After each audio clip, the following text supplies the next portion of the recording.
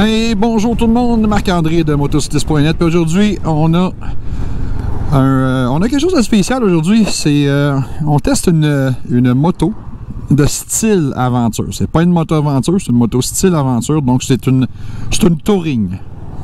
C'est une touring avant tout. C'est l'Adventura Adventura 650 de CF Moto Canada.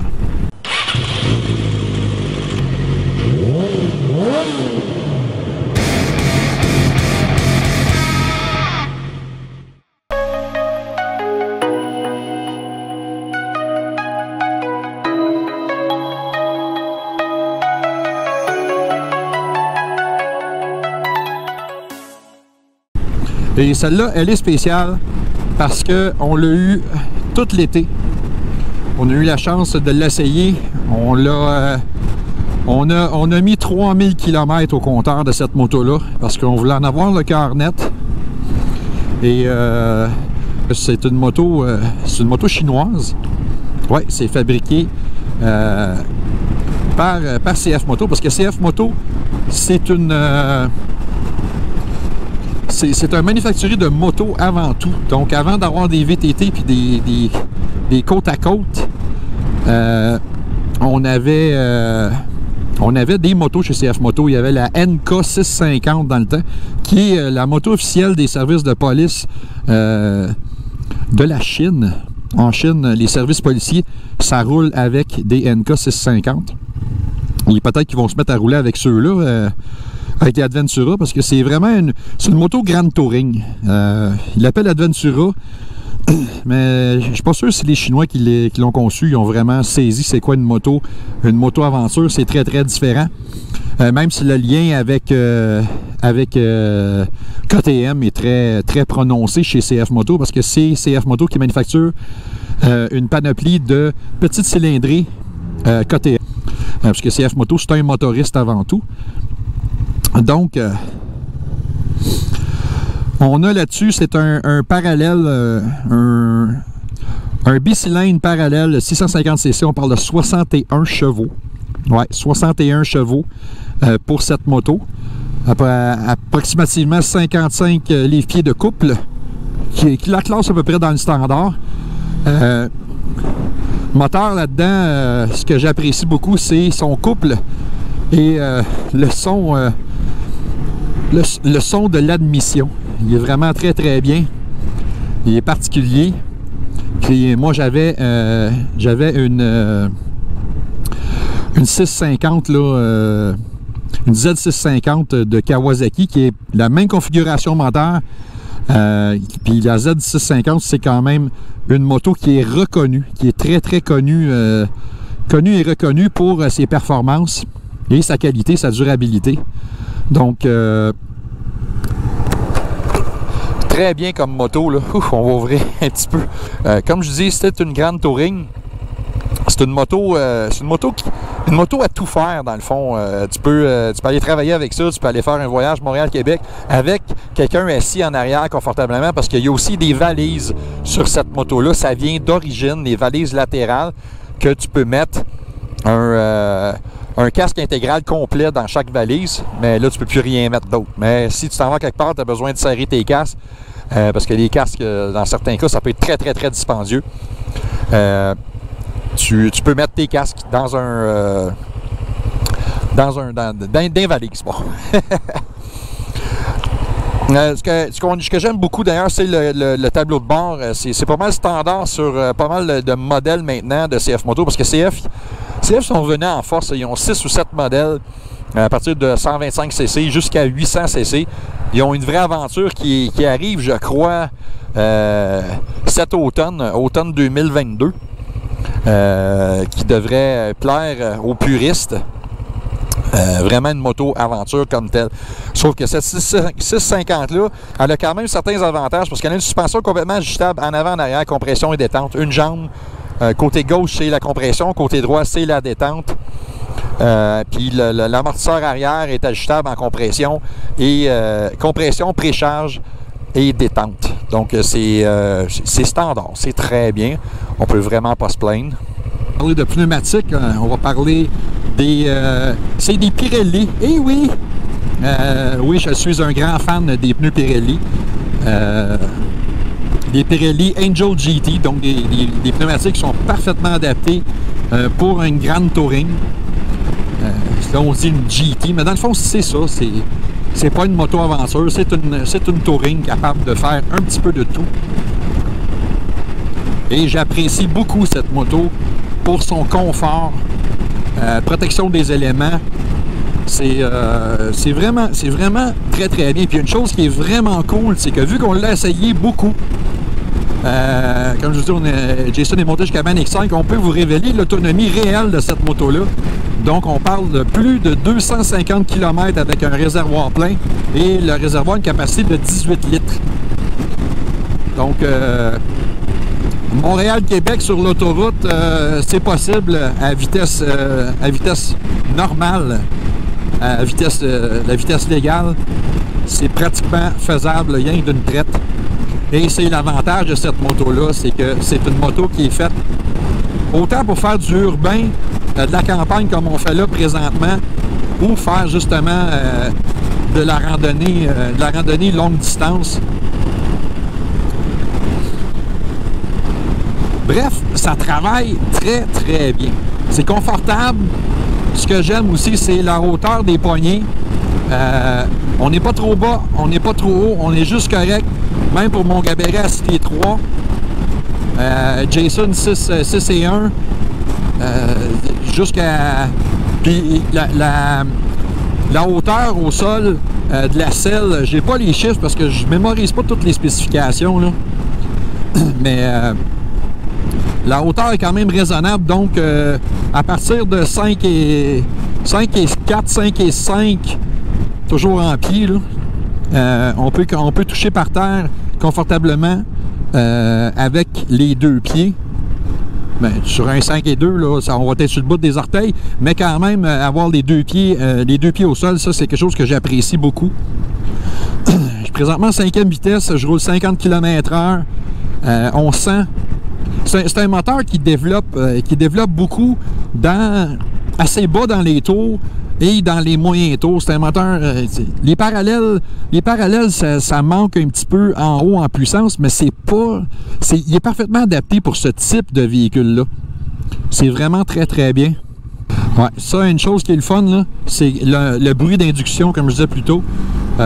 Écoutez bien ça.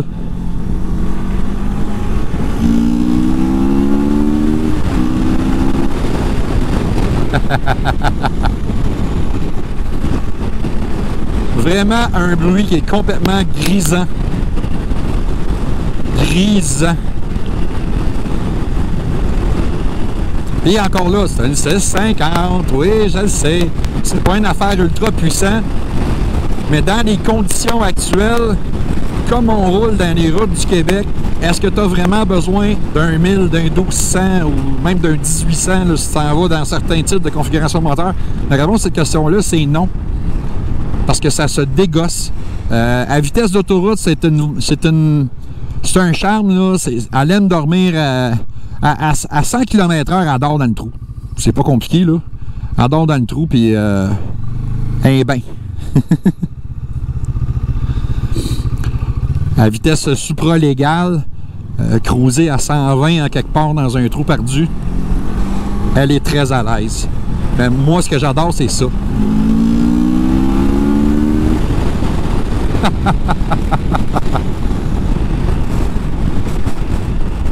Ah. C'est une moto qui est bien pensée. Et on voit encore l'influence de Kiska, c'est la compagnie derrière les motos KTM, le design des KTM, c'est Kiska. Donc, on voit très bien l'influence quand on regarde les KTM et on regarde les véhicules comme la Aventura, c'est la nouvelle génération. On voit très bien la différence. On voit l'influence. Pas grand chose à dire de ce côté-là. C'est très subjectif le look, mais je veux dire que c'est au goût du jour. Ça fonctionne bien, l'esthétique est bien montée. c'est pas cheap, comme on dit en bon québécois. On perçoit quand même une certaine qualité, puis en parlant de qualité, on va parler de qualité de selle. Là, la selle est cassée, elle a du kilométrage, là, et c'est excellent pour le popotin. Peu ou pas de vibration qui provient de la selle. Donc, on est à l'aise. On est quand même assez très bien assis. La seule chose, des fois, moi c'est pour un petit peu une critique, là, je trouve que le devant ici est un petit peu trop loin comme le centre d'information.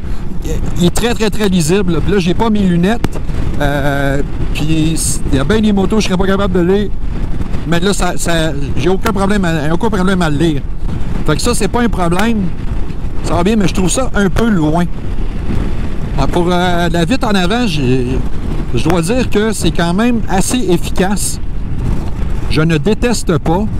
Par contre, moi, j'étais à 6 pieds 3, donc j'ai un tout petit peu de turbulence dans le casque, mais ça, c'est fréquent là, dans pratiquement toutes les motos que j'essaie.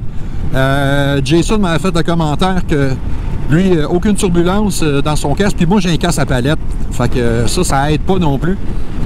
Mais ouais, protection latérale, on voit ici en bas, côté gauche, côté droit, on a une bulle aussi, côté gauche, côté droit, qui empêche la turbulence. Puis ça empêche la turbulence au niveau du torse ici et de la taille. Et ça, c'est très efficace. Pour point de vue confort, c'est correct. Puis la position de conduite est très relaxe. C'est relax comme position de conduite. C'est une moto qui est quand même très légère. Elle nous semble très légère, puis elle n'est pas bien pesante, là. On va mettre le poids ici à l'écran. Mais l'effet, là, parce que le poids, c'est subjectif. J'ai vu des motos qui étaient très lourdes, puis qui semblaient très légères. Puis des motos qui sont légères, puis qui ont l'air d'être lourdes. Ça a à faire surtout avec la géométrie, la position de conduite, et aussi le centre de gravité qui peut varier d'un manufacturier à l'autre, d'un modèle à l'autre.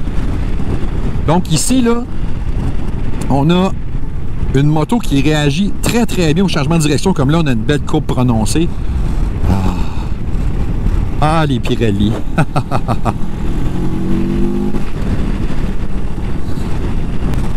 Et puis là, on parle d'une machine touring, là, puis c'est vraiment bien. C'est pas la meilleure, là, puis j'irai pas vous faire croire là, que c'est la meilleure affaire que j'ai jamais conduite de ma vie, parce que non, ce n'est pas le cas. J'ai conduit mieux que ça. Mais si on regarde pour la tranche de la fourchette de prix versus les performances qui sont offertes, c'est quand même très bien, là.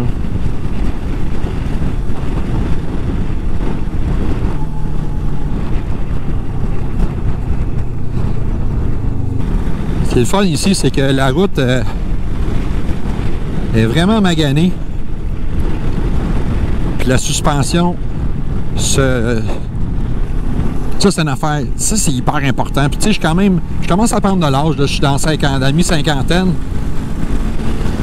Puis un critère important pour moi, c'est le confort. Puis là, on a une route secondaire, je fais exprès, là, je passe dans les bosses, puis tout ça. Puis ça se comporte très bien. La machine reste composée, même dans la vaisselle. On va voir le freinage.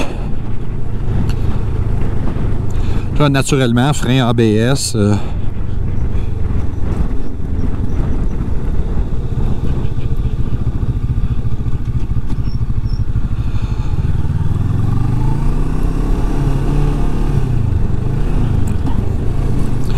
L'embrayage est facile. Et le passage des vitesses aussi. C'est snick.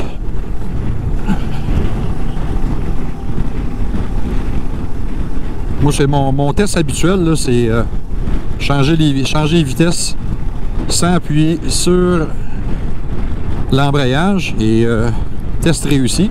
On va voir si on peut rétrograder maintenant.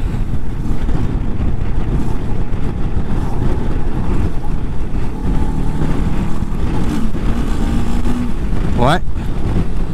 Donc, excellent synchro dans la boîte de vitesse. Ça doit être type cassette, encore une fois.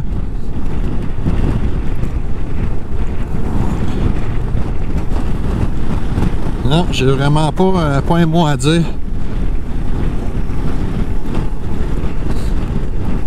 C'est juste encore, c'est un modèle qui est particulier à cause des poignées, la hauteur des poignées versus la longueur du nez en avant.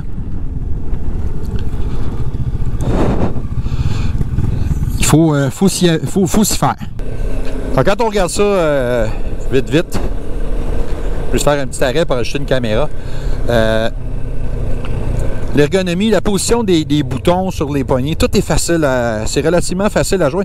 Petite critique sur l'ajout des contrôles électroniques. Du côté de ça ici, c'est un petit peu difficile là, pendant qu'on conduit d'aller chercher ça avec son pouce. Faut avoir une critique, mais quand même, ce que j'aime, c'est qu'il n'y a pas trop de gogos. Ça, c'est Gaga, ça, c'est les 52 millions de pitons, de fonctions, de sous-fonctions, de sous-menus. Moi, personnellement, je déteste ça avec passion. J'aime pas du tout. Et ça, c'est quand même assez limité. Tu as la base. La base est là. Puis qu'est-ce qui est le fun aussi, c'est qu'il y a un mode éco. Regardez ça. On passe éco, on passe à normal. Donc, le mode éco, c'est simple, c'est qu'on y va de façon conservatrice. Et ce n'est pas des dual maps et des choses comme ça. C'est simplement la courbe d'accélération de la poignée des gaz qui est beaucoup plus douce. Donc, on ne change pas nécessairement la puissance moteur. C'est ce que j'ai compris de ce modèle-là. Donc, c'est juste plus doux. Mais on m'a dit, franchement, là, il est assez doux pour que ça soit plaisant, même en mode sport.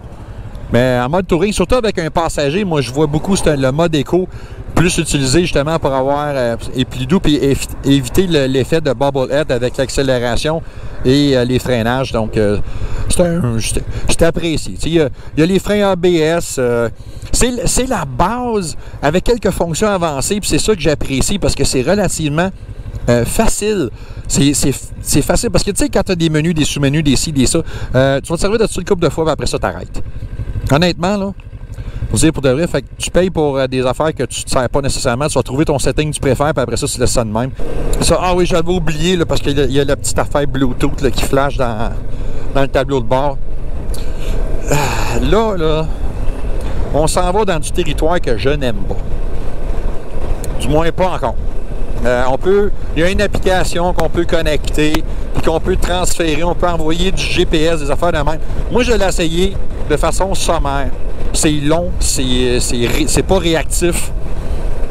Ça manque. Ça manque grave. Fait que c'est pas un gros point. C'est pas un gros point de vente non plus. CF Moto Canada, ils n'ont pas vraiment mis la grosse emphase là-dessus. Mais c'est quelque chose qui est à développer parce que non. J'aime pas ça. Si j'ai besoin d'un téléphone cellulaire pour faire fonctionner ma moto, il y a un problème. Non. Moi, je suis un puriste. Moi, je veux qu'une moto, ça roule puis que je change mes vitesses. Déjà là, qu'on s'en vient de plus en plus de motos avec des transmissions DTC, là, spécialement du côté de Honda. Puis là, on s'en vient avec des motos électriques. Fait que non, j'aime encore profiter du fait du côté analogique d'une moto.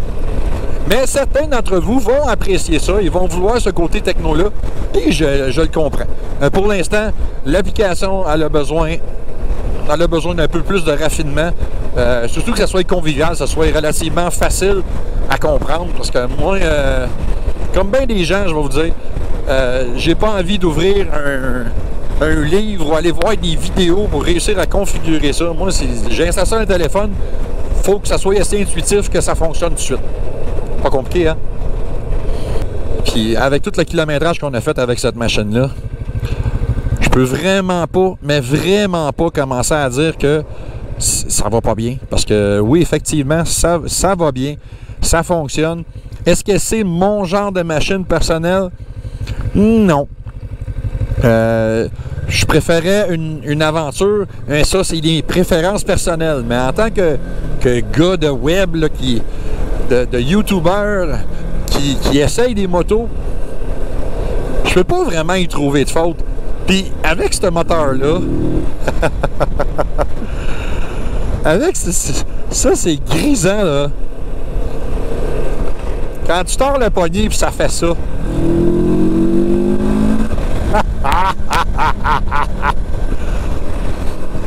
Ça fait pas juste du bruit, là, ça se dégosse, là. Et 60 quelques forces de moteur, le 61, là, c'est juste un chiffre.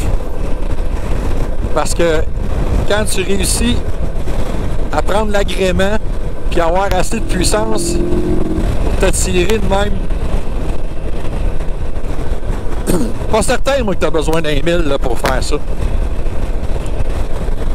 Mais grosso modo, on va sortir la liste des j'aime et j'aime pas.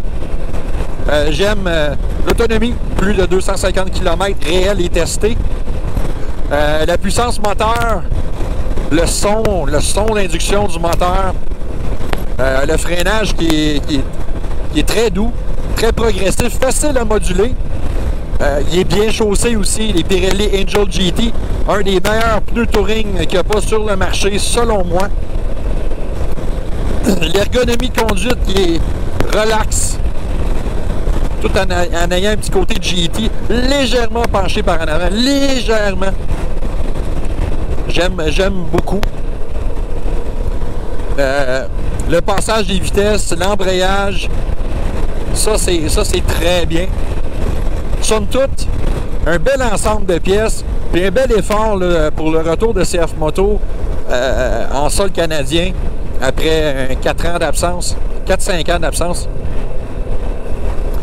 Donc, j'apprécie beaucoup l'Adventura 650 comme GT, comme Grand Touring ou une grosse Touring, mais c'est pas trop gros. Ça, c'est une autre de ses qualités. C'est le format de la moto est pas... tu ne seras pas intimidé par cette moto-là si tu es un débutant ou un pilote un peu plus aguerri. C'est une moto qui va être confortable, facile à manœuvrer. J'aime beaucoup le feeling qu'elle a. Côté aussi d'avoir une suspension complètement ajustable dans ce type de budget-là. Ça aussi, c'est un gros plus. Ouais. Un beau kit bien ficelé. Du côté de ce que j'aime un peu moins, comme je disais tantôt, je parlais de la distance, tout ça ici, du tableau de bord, même s'il est superbe, il est vraiment beau, facile à lire.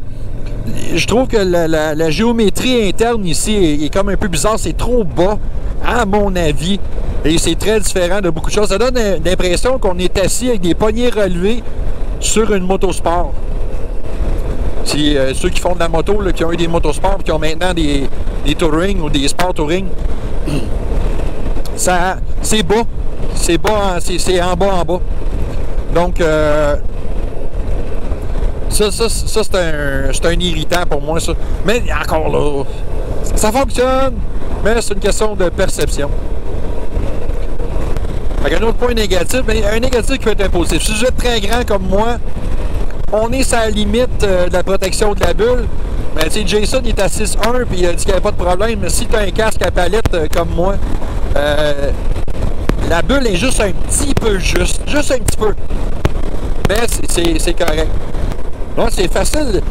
C'est facile de critiquer les motos aujourd'hui parce qu'il n'y a pas grand-chose. Moi, je me souviens qu'il y a à peine 10 ans, on avait encore des motos qui répondaient mal. Ils commençaient à peine dans l'injection d'essence et tout ça. On avait plein de petits pépins.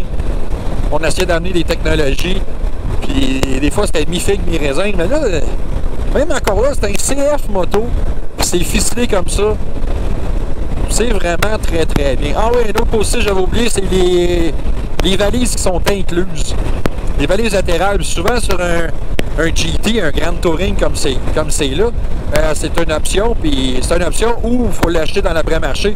Et on peut dépenser quelques milliers de dollars, facilement 1500 $ pour avoir des valises latérales qui valent la peine. Donc, il n'y a pas grand-chose, parce que pour le prix, c'est franchement une des meilleures affaires présentement sur le marché dans ce genre de moto-là. Pas mal du tout. Pas mal du tout. Fait que si vous aimez qu'est-ce qu'on fait, s'il vous plaît, pensez à nous. pensez à nous faire un pouce en l'air, s'il vous plaît, si vous êtes sur Facebook ou sur YouTube. Et si vous voulez vraiment nous faire plaisir, pensez à vous abonner à notre chaîne YouTube. C'est comme ça qu'on voit votre appréciation et que vous appréciez qu'est-ce qu'on fait comme contenu qui est complètement gratuit. Donc, c'est cela. Moi, c'est Marc. Dans la camionnette en avant de moi, c'est mon partenaire Jason. Il fait des tatas. Et nous, c'est motocycliste.net. On se revoit. À la prochaine.